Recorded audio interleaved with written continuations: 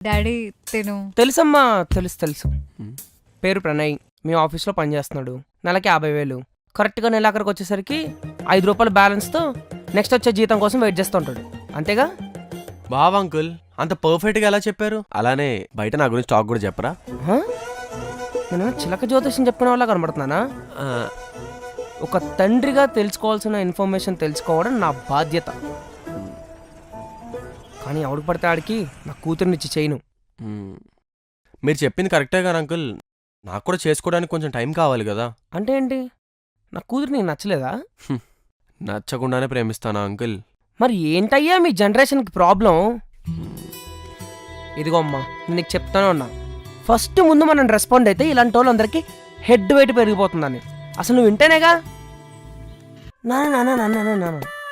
అలా కాదు అంకుల్, నేను అచీవ్ చేయాల్సినవి కొన్ని ఉన్నాయి. అవి అచీవ్ చేసిన తర్వాత I'm ready to get married. నాకేం ప్రాబ్లం లేదు. అది పూర్తవ్వాలంటే నా షష్టి పూర్తిగానే పూర్తి చేస్తారా, లేకపోతే డైరెక్ట్గా దినానికి నా ఫోటో ముందు పెడతారా?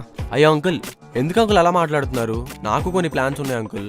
బేసికలీ ఒక స్టార్ట్అప్ స్టార్ట్ చేద్దాం అనుకుంటున్నాను. అది స్టార్ట్ అయితే నేను సెటిల్ అయిపోతా. నేను సెటిల్ అయిపోగానే పెళ్లి చేసుకోవడానికి నేను రెడీ. ఓ పని